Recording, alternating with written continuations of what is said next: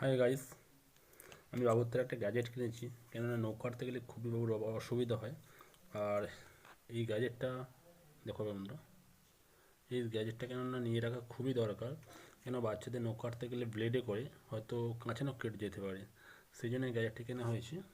আর পড়ে গেলে যা, সেই জন্য গ্যাজেটটা কেনা হয়েছে। দেখো বন্ধুরা, কীরমভাবে আমি বাবুর নখটা কাটছি।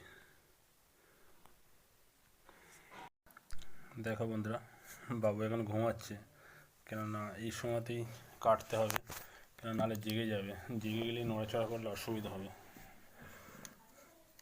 গ্যাজেট হলো এটা, দেখো বন্ধুরা।